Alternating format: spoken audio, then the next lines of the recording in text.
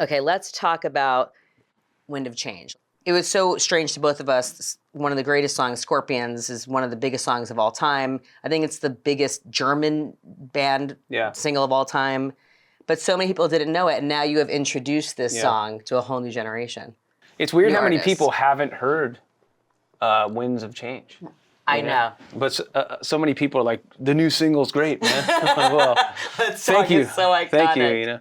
And that was a weird trip as far as Brandon and John from Portugal being on that, because I had asked the Portugal guys if John would do it. Zach, the bass player, who I'm sure you've talked to a bunch. These are great guys. Yeah. And girl. Anyways, they said yes, but it just took forever. And I just thought that they didn't have the time, or maybe we're over it, or you never know what's going on in people's lives, especially then. So I asked Brandon Boyd, of course, of Incubus, if he would do it, and he said, sure. So he sent me his vocal, and at the same time, the Portugal guys were going to be in town, and they said, look, can we just come by and do our part? And I'm like, sure. So all of a sudden I have both on the song, when originally I thought it would be one or the other. It's amazing. And so I asked both of them, like, look, this is weird, but both you guys are on it. How do you feel? And they were very cool and supportive. So the guys recorded that in person in the studio? They did, yeah. And were they the only ones that were in person?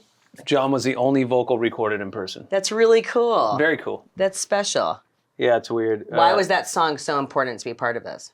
The irony of that big of a power ballad with lighters in the air. Yeah. You know, like that music video was so impactful to me as a kid, because it had many political callings, but also that many people holding up lighters that's all I ever wanted to see at a show, is that moment. And then we've had our own moments similar, and it was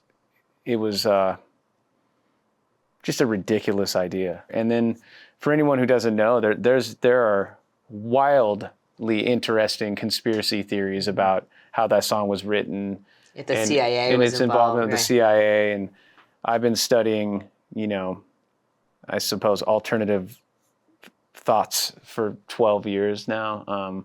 And so it became another reason to do the song as well. There's a podcast about it. There is.